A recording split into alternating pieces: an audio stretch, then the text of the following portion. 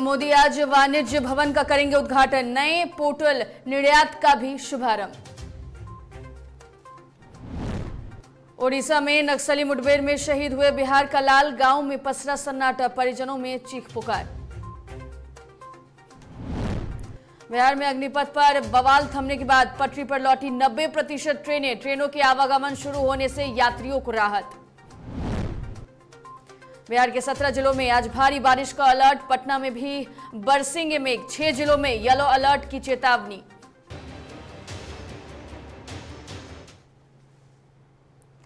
नमस्कार, डीटीवी भारत में आपका स्वागत है। मैं हूं पूजा वर्मा। बुलेटिन की शुरुआत करेंगे और सबसे पहले बात करेंगे प्रधानमंत्री नरेंद्र मोदी की। आज वाणिज्य और उद्योग मंत्रालय के नए परिसर वाणिज्य भवन का उद्घाटन प्रधानमंत्री नरेंद्र मोदी करने वाले हैं और इसके साथ ही साथ एक नए पोर्टल का भी शुभारंभ करेंगे। प्रधानमंत्री कार्यालय ने यह कहा है कि इस पोर्टल के जरिए हितधारकों को एक जगह पर भारत के विदेश व्यापार से संबंधित सभी जरूरी जानकारी मिल सकेगी।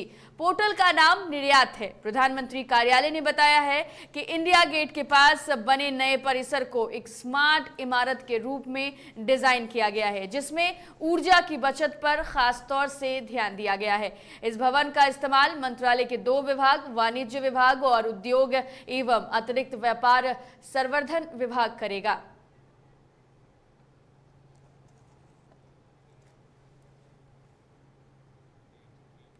नरेंद्र मोदी सरकार की अग्निपथ योजना के विरोध में मचे बवाल को शांत होने के बाद अब बिहार के प्रमुख स्टेशनों से ट्रेनों की आवाजाही काफी हद तक बहाल हो गई है। अभी पूरी क्षमता से पैसेंजर ट्रेनों का परिचालन पूरी तरीके से शुरू तो नहीं हो पाया है, लेकिन दैनिक यात्रियों को समस्याओं का सामना करना पड़ रहा है। बुधवार को पूर्व मध्य रेल क्षेत्राधिकारी की लंबी दूरी की लगभग 90% ट्रेनों का आवागमन शुरू होने से यात्रियों को काफी राहत मिली है।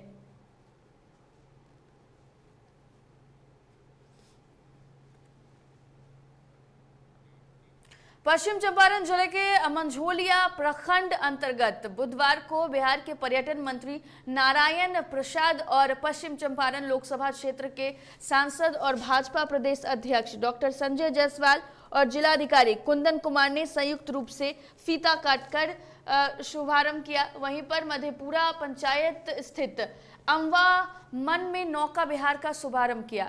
इस क्रम में पर्यटन मंत्री ने टिकट लेकर नौका विहार का आनंद लिया। जिलाधिकारी कुंदन कुमार के अनुसार गोवा की तर्ज पर अमवा मन में नौका विहार का आनंद मिलेगा। यहां आकर पर्यटन जो है वो इसका आनंद ले सकेंगे और उन्होंने कहा है कि अभी इस झील का विकास बाकी है, इसके दूसरे किनारों को भी विकसित किया जाएगा। वहीं पर्यटकों को बैठने को सीट प्लेटफॉर्म का निर्माण किया जाएगा और यहाँ छात्र छात्राओं के लिए छुट्टी दी गई है। बच्चों के लिए स्विमिंग पूल का भी निर्माण कराया जाएगा। सभी ने आज टिकट लेकर शुरुआत कर दी। आज जितने हमारे पास साधन है उसका लोग उपयोग कर रहा है। आने वाले समय में इसको और सौंदर्यीकरण देना है। और शीघ्र ही माननीय पर्यटन मंत्री नारायण प्रसाद जी का वाल्मीकि नगर में जिस प्रकार होटल और कॉन्फ्रेंस हॉल बना रहे हैं, तो ये पटना से वाल्मीकि नगर आने वाले के हर व्यक्ति के रुकने का यह डेस्टिनेशन हो जाएगा। राज्य सरकार बिहार में जो ये संभावनाएं हैं, पोटेंशियल है टूरिज्म की, उसको लगातार जो है रिकग्नाइज करने के लिए और उसको ज़्यादा से ज़्यादा आगे बढ़ाने के लिए टूरिज्म क्षेत्र को, तो मुझे लगता है कि आने वाले समय में ये एक बहुत ही महत्वपूर्ण टूरिज्म डेस्टिनेशन और खासकर वाटर स्पोर्ट्स डेस्टिनेशन के रूप में उभरेगा। पटना नगर निगम के वार्ड नंबर 68 में प्रधानमंत्री उज्ज्वला गैस योजना के अंतर्गत बीपीएल परिवारों को वार्ड पार्षद संगीता देवी की ओर से कुल 70 लोगों को उज्ज्वला गैस वितरण किया गया।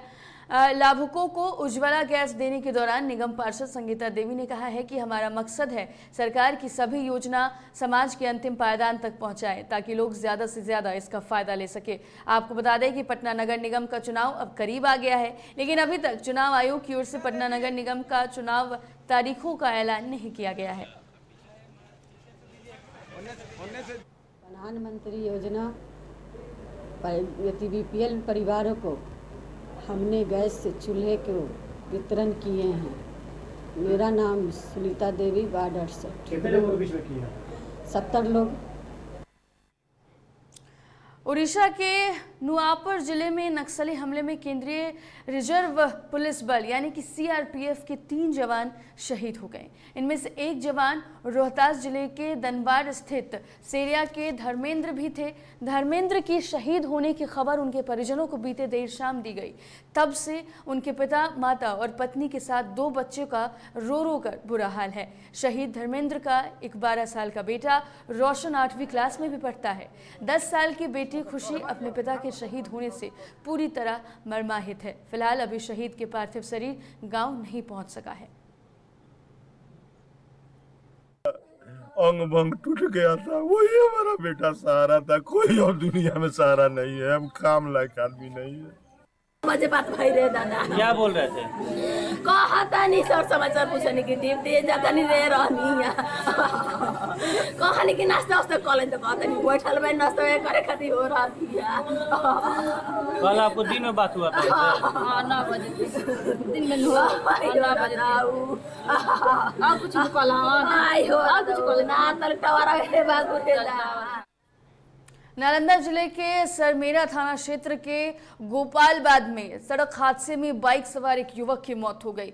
ये बताया जा रहा है कि सरमेरा के कोतरा निवासी दयानंद साव गोपालबाद से वापस अपने घर आ रहे थे, तभी बिंद की ओर से आ रहे ट्रक ने उसे रौंद दिया, जहां मौके पर ही उसकी मौत हो गई। इधर घटना के बाद पुलिस ने ट्रक को जब्त कर लिया और मामले की जाँच कर रही है। घटना के बाद आक्रोशित ग्रामीणों ने मुआवजे की मांग को लेकर गोपालबाद के समीप सड़क जाम कर दिया।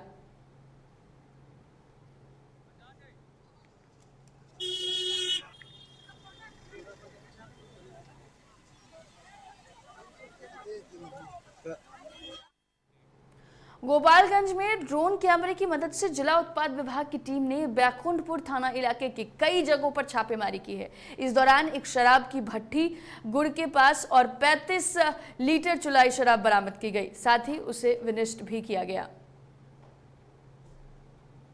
एकदम फ्रेश है। उत्पाद विभाग लगातार छापेमारी कर रही है। ड्रोन की मदद से शराब तस्करों पर नकेल कसने में काफ़ी ज़्यादा मदद मिल रही है। और देखिए गोपालगंज में भी ड्रोन की मदद से यहाँ पर कार्रवाई की गई है। ड्रोन की मदद से शराब ढूंढा गया और 35 लीटर चुलाई शराब को विनिष्ट किया गया।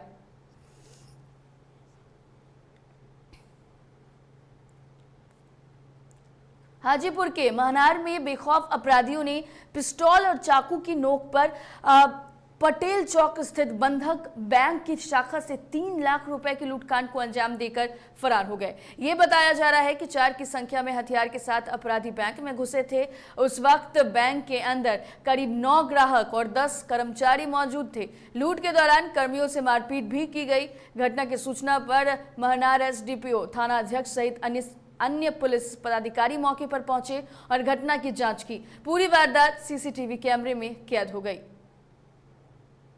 हम तो नहीं थे उस समय। क्या जानकारी मिला? जानकारी हुआ फील्ड में थे तो आए तो पता चला कि ऐसे ऐसे मतलब 5 आदमी से गन के साथ आए और सब कस्टमर को अंदर करके लूटपाट करने को लूटपाट किए और कैसे यहाँ से लेकर चले गए। 3,04,170 रुपये।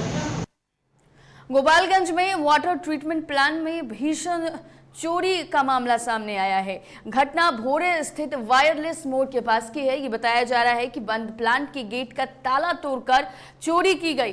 बुधवार को जब प्लांट के मालिक पहुंचे तो देखा कि प्लांट में लगे कई सामान गायब है। चोरी किए गए सामान की कीमत 3 लाख से ज्यादा बताई जा रही है। घटना के बाद लोग आक्रोशित हैं और पुलिस की गश्त पर सवाल उठा रहे हैं। यही बिहार बॉर्डर से कुछ दूरी पे मेरा घर है, बांसघाटी गाँव है मेरा। वहाँ से यहाँ आके मैं व्यवसाय किया हूँ, वाटर प्लांट डाला हुआ हूँ। मैं मंगलवार को रात 8 बजे बंद करके यहाँ से घर निकला। सुबह आया तो देखा कि प्लांट का ताला टूटा हुआ है। बाहर एसी लगी थी 2 ठो, वो गायब था। पुलिस स्टेशन में कंप्लेन कर दिया, अभी तो कोई कार्रवाई नहीं हुई, FIR दर्ज हुआ। क्या घटनास्थल पर पुलिस गई थी? घटनास्थल पे पुलिस अभी तक नहीं। हम पुलिस के रवैये से बिल्कुल संतुष्ट नहीं, असंतुष्ट हैं। बाढ़ के मरांची थाना क्षेत्र में बीते 18 जून को एक युवक की चाकू से गोदकर हत्या कर दी गई थी। पुलिस ने इस मामले में 3 कातिलों को गिरफ्तार किया है। जानकारी के मुताबिक हत्या अवैध संबंध को लेकर की गई थी। पुलिस ने वारदात में इस्तेमाल किया गया चाकू भी बरामद कर लिया है। पुलिस ने बताया कि इस हत्याकांड को लेकर मृतक के चचेरे भाई हीरा कुमार के बयान पर केस दर्ज किया गया था। इसके बाद मरांची सोनवा टोला निवासी अंकित कुमार, बादल कुमार और भाजो सिंह को गिरफ्तार किया गया। भाजो सिंह पर हत्या, आर्म्स एक्ट जैसे कई 5 जो केसेस हैं वो दर्ज हैं। फिलहाल अन्य आरोपियों की तलाश पुलिस कर रही है। देखिए, यहाँ पर जो हम लोग की टीम है, यहाँ पर टेक्निकल और थाना अध्यक्ष मराची यहाँ पर हम लोग के साथ हैं। ये प्रेस कॉन्फ्रेंस जो आयोजित की गई है, दिनांक 18 को सूचना आई थी कि रेलवे ट्रैक के पास एक अज्ञात शव बरामद हुआ है। प्रारंभिक जो सूचना थी उसके आधार पर थानाध्यक्ष से बात हुई और ऐसा लगा कि शायद ट्रेन में किसी के साथ मारपीट कर हत्या कर फेंक दिया गया होगा। लेकिन जब उसकी फ़ोटोज़ हम लोगों ने देखी और इन्होंने अपना फीडबैक दिया तो पता चला कि उसके कपड़ों से कोई स्थानीय निवासी ही लग रहा है और ऐसा लग रहा है कि कहीं किसी घर पे या किसी जगह पर बैठा रहा होगा। उसी दिशा में जाँच हुई। सुबह तक ये पता चल गया कि इनका नाम मोनू कुमार पिता रामविलास सिंह है। फिर इनके परिवार के आवेदन के आधार पर प्राथमिकी दर्ज कर आगे की कार्रवाई की गई थी। मुंगेर डीआईजी संजय कुमार, एसपी जगन्नाथ रेड्डी जाला रेड्डी के साथ हवेली खड़गपुर अनुमंडल पुलिस पदाधिकारी कार्यालय निरीक्षण करने पहुंचे, जहां वो निरीक्षण के दौरान अनुमंडल के सभी थानों में लंबित एसआर और नॉन एसआर कांडों की समीक्षा कर डीएसपी को कांडों के जल्द निष्पादन का निर्देश दिया। वहीं डीआईजी के वहां पहुंचते उन्हें गार्ड ऑफ ऑनर भी दिया गया। डीआईजी ने डीएसपी कार्यालय का निरीक्षण करने के दौरान ये बताया कि सभी फाइलों का अवलोकन कर जल्द से जल्द मामलों का निष्पादन किया जाए। साल में एक बार अनुमंडल कार्यालय का निरीक्षण करना पड़ता है। इसी मेरा निर्धारित इंस्पेक्शन का कार्यक्रम मेरे रेंज के सभी जिलों में सभी कार्यालय की जो निर्धारित की गई है उसके अनुरूप आज इंस्पेक्शन किया जाएगा। एक सही स्थिति में पाए गए कुछ सुधार की आवश्यकता महसूस हुई है, निर्देश किए गए। रक्सौल के रामगढ़वा बाजार के क्रिएशन गुरुकुल स्कूल को +2 से मान्यता मिलने पर विद्यालय परिसर में अभिभावकों के साथ बैठक की गई। बैठक को संबोधित करते हुए इस विद्यालय की निर्देशक परिमल कुमार ने कहा है कि गुरुकुल को पहले से ही सीबीएसई से सेकेंडरी की मान्यता मिली हुई थी। अब +2 में इसकी मान्यता मिलने से इस क्षेत्र के लोगों को काफ़ी सहूलियत होगी। इसके लिए स्थानीय छात्रों को बाहर जाना नहीं पड़ेगा। इस आयोजन को संबोधित करते हुए प्राचार्य सोनम कुमारी और विद्यालय के निर्देशक मंडल के सीएन दुबे ने कहा है कि क्रिएशन गुरुकुल में शिक्षक और शिक्षा के साथ साथ सरकार की गुणवत्ता से समझौता नहीं किया जा सकता है। इस विद्यालय के +2 की मान्यता मिलने से इससे और सुधार की संभावनाओं पर ध्यान दिया जाएगा। बहुत ही खुश हैं इस बात से और काफ़ी दिनों से इसके प्रयास में थे कि इसको स्कूल को +2 तक ले जाया जाए, क्योंकि पहले बहुत सारी बच्चियों ने मुझे ये बात कही कि मैम प्लीज़ हम लोग की पढ़ाई नहीं हो पा रही है, हमारे पेरेंट्स बाहर नहीं भेजेंगे, तो प्लीज़ आपसे रिक्वेस्ट है कि इसको +2 तक ले जाएं कि हम लोग की पढ़ाई कंटिन्यू चले। तो उनकी बात को ध्यान में रखते हुए मैंने उसी दिन एक प्रण लिया था कि अपने स्कूल को +2 तक ले जाना है और भगवान की कृपा से आज वो दिन आ गया है। मैं उन सब बच्चियों को ये संदेश देना चाहती हूँ कि आप लोग की ये जो मनोकामना, जो आपकी इच्छा थी वो मैंने पूर्ण की है और सबका सहयोग इसमें शामिल है, मेरी ही इच्छा नहीं, आप सब लोग का प्रयास, सभी यहाँ पर रहने वाले वासियों का प्रयास की वजह से ये हमारा स्कूल आज +2 की ओर चला गया। राजधानी पटना समेत आज बिहार के लगभग 17 जिलों में बारिश के आसार हैं। दक्षिण पश्चिम मानसून उत्तर बिहार के बाद दक्षिणी भागों में अपना असर दिखा रहा है।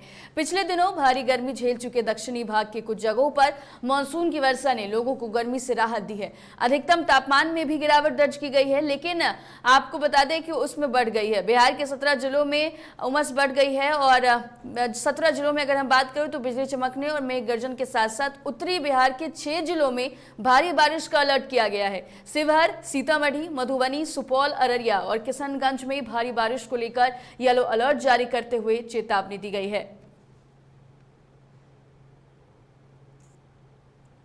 आजमगढ़ में उपचुनाव का मतदान जारी है। मुबारकपुर विधानसभा, इब्राहिमपुर और मदरसा फैजुल उलूम में सुबह से ही लोगों में उत्साह देखने को मिल रहा है। लोग लाइन लगाकर अपने मत का प्रयोग कर रहे हैं। वहीं रामपुर में भी उपचुनाव को लेकर पोलिंग बूथों पर मतदान हो रहा है। सुरक्षा व्यवस्था के चलते हर पोलिंग बूथ पर पुलिस प्रशासन के कड़े इंतजाम किए गए हैं। चलिए, इस बीच एक बड़ी खबर आ रही है। बड़ी खबर आपको बता देते हैं, पीलीभीत से ये बड़ी खबर, जहां सड़क हादसे में 10 लोगों की मौत हो गई है। ये बड़ी खबर आपको पीलीभीत से बता रहे हैं, जहां सड़क हादसे में 10 लोगों की मौत हो गई है।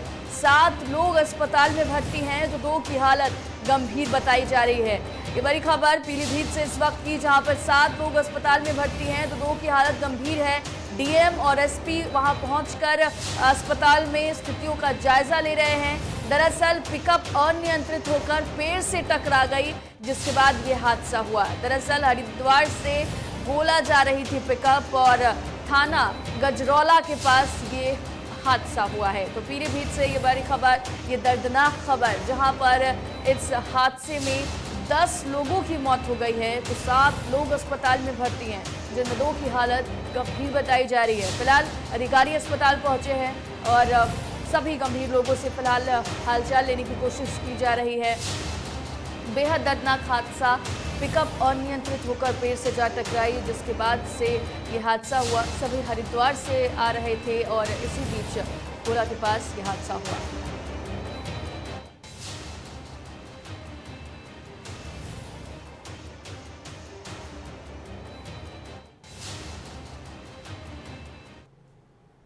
घटना को लेकर थोड़ा अधिक जानकारी लेंगे। हमारे संवाददाता पीलीभीत से हमारे साथ सरताज फोन लाइन पर जुड़ गए हैं। सरताज, ये दर्दनाक हादसा हुआ, 10 लोगों की मौत हो गई है, तो कई लोग इसमें घायल हैं। सबसे पहले तो ये जानना चाहेंगे कि हादसा पूरी तरीके से हुआ कैसे है? जी, बताना चाहूंगा, ये पूरा मामला उत्तर प्रदेश के जनपद पीलीभीत का है, जहाँ पर बताया जा रहा है लखीमपुर खीरी क्षेत्र के यहाँ पर गोला और क्वाया, जनपद शाहजहांपुर के क्वाया के, यानी जनपद लखीमपुर और जनपद शाहजहांपुर के 2 जगह के लोग एक डीसीएम में पिकअप पे जा रहे थे और ये रास्ते में पीलीभीत के गजरौला थाना क्षेत्र के पास भीषण सड़क हादसा हुआ, जिसमें बताया जा रहा है ड्राइवर को झपकी, नींद की झपकी आने की वजह से ये हादसा हुआ। तो जिसमें ये भीषण हादसा हुआ, आपको बता दूं कि यहाँ पर बुजुर्ग हैं, बच्चे हैं, तो इसमें से महिलाएं हैं, तो इसमें 10 लोगों की मौत हुई है और उसमें 7 लोग घायल हुए हैं। तो जिसमें 2 लोगों की हालत ज्यादा खराब होने पर डॉक्टर ने जिला अस्पताल से हायर सेंटर रेफर किया है। जी सरताज, जो कुछ लोग घायल हैं उनकी क्या कुछ हालात है? क्या अभी वो खतरे से बाहर है? क्योंकि 2 लोग तो गंभीर रूप से है, लेकिन बाकी जो लोग हैं क्या वो ठीक बताए जा रहे हैं? बाकी लोगों की बताना चाहूंगा, हालत जो है वो खतरे से बाहर है। तो वहीं 2 लोगों हालत गंभीर होने के चलते जिन्हें हायर सेंटर रेफर किया गया था, तो वहीं डीएम और एसपी ने, पीलीभीत के डीएम पुलकित खरे और एसपी दिनेश कुमार प्रभु ने अस्पताल पहुंचकर सीएमओ से आलोक कुमार से बात की है और बेहतर इलाज के लिए उनसे कहा है। तो वहीं आपको बता दें, घायलों का हाल भी जाना है। मृतक के परिजन अभी मौके पर नहीं पहुंच पाए हैं, घर से रवाना हो गए हैं। जी, बहुत शुक्रिया सरताज आपका तमाम जानकारी के लिए। तो देखिए, पीलीभीत से ये दर्दनाक खबर, जहां सड़क दुर्घटना हुई और इस दुर्घटना में 10 लोगों की मौत हो गई है, तो 2 लोगों की स्थिति फिलहाल गंभीर बताई जा रही है। से आ रहे थे, ड्राइवर ने एक बार डिवाइडर पे चढ़ा दी गाड़ी, तो उससे कहा धीरे धीरे चलो, नज़दीक आ गए हैं। उसने मुंह धोया और कहा चलो चल लेंगे।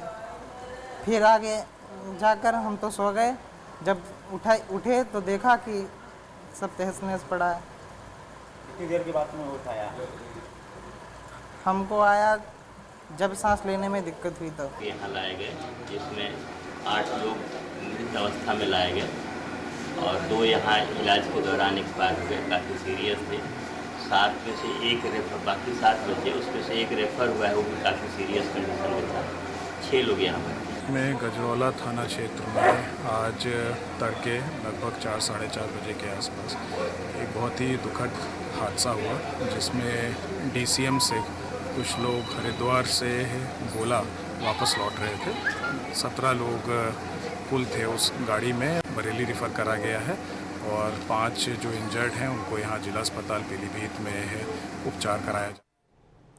लखनऊ से गोरखपुर जाने के दौरान भारतीय किसान यूनियन अराजनीतिक के राष्ट्रीय प्रवक्ता धर्मेंद्र मलिक, प्रदेश अध्यक्ष हरिनाम सिंह वर्मा और युवा प्रदेश अध्यक्ष दिगंबर सिंह का रामनगरी अयोध्या में किसान नेता मोहम्मद फरीद ने स्वागत किया है। इस दौरान प्रदेश अध्यक्ष ने कहा कि अग्निपथ भर्ती योजना को लेकर युवाओं को दिग्भ्रमित नहीं होना चाहिए। साथ ही कहा कि किसानों का उत्थान उनका लक्ष्य है, पर हर सरकारी काम में कमी निकालना उचित नहीं। गोरखपुर जाते समय हम लोगों ने उनका राजाराम पैलेस पे अयोध्या जिले में बहुत स्वागत किया हम लोगों ने, जिसपे उन्होंने आश्वासन दिया कि जल्द से जल्द हम लोग आपके यहाँ कोई बड़ा कार्यक्रम करेंगे और आंदोलन करेंगे।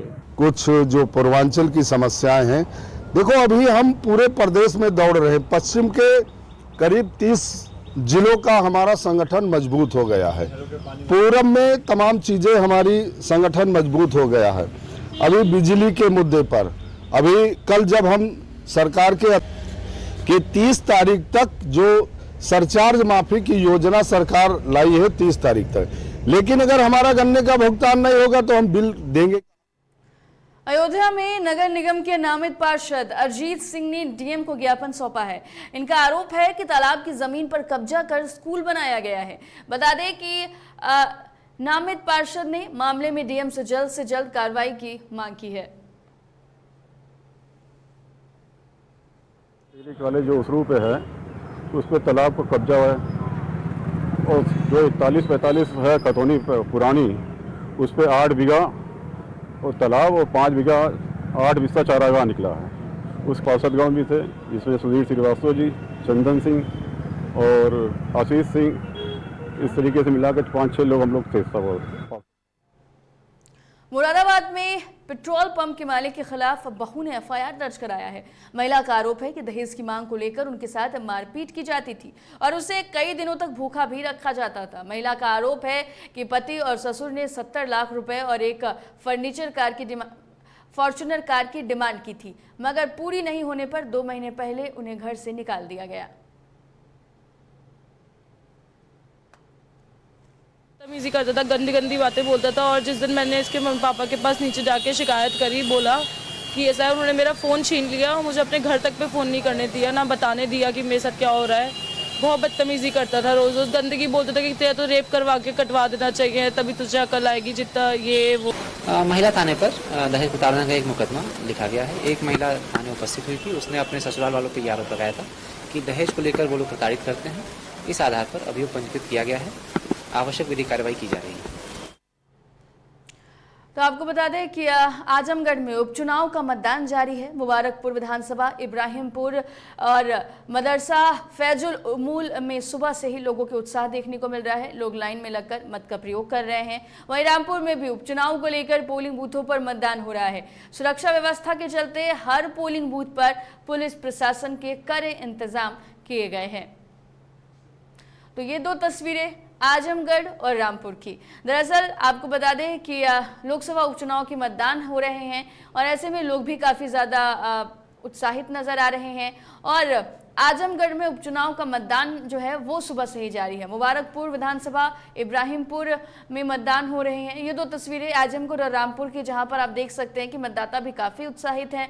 आजमगढ़ में भी 2 कतारें महिला और पुरुष की अलग अलग लगी हुई आपको दिख रही होगी। यहाँ पर अगर रामपुर की बात करें तो यहाँ भी पुरुषों की कतार देखने को मिल रही है। तो देखिए, हमने अक्सर ये देखा है कि हमारे जो देश के लोग हैं वो काफ़ी ज़्यादा मतदान को लेकर उत्साहित नज़र आते हैं और कोई भी मतदान हो उत्साह चरम पर होता है और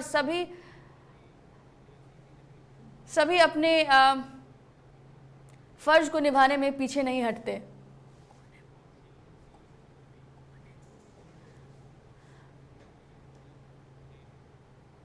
घनश्याम सिंह लोधी बीजेपी प्रत्याशी ने चुनाव को लेकर क्या कुछ कहा है, सुनिए।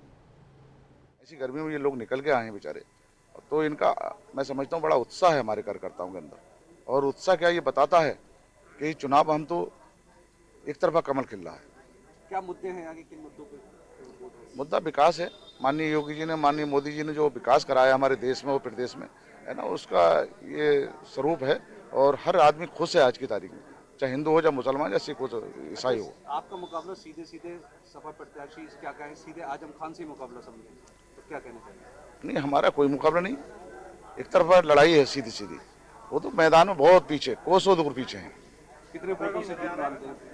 मैं कम से कम 2.5 लाख वोट, 2.5 से 3 के आसपास। 3 लाख वोटों जीते। जी जी। अच्छा, सपा प्रत्याशी का ये भी कल उन्होंने आरोप लगाया था कि सपा के जो कार्यकर्ता हैं, कुछ लोग हैं, उनको वोटरों को उठाया जा रहा है ताकि भय का माहौल बनाया जा सके। नहीं, कोई भय का माहौल नहीं। और कोई अगर क्रिमिनल है या कुछ है तो पुलिस थोड़ी कार्रवाई करती है उस पर, लेकिन बाकी किसी के मतलब जो बाकी किसी के साथ कोई बदतमीजी नहीं हुई है।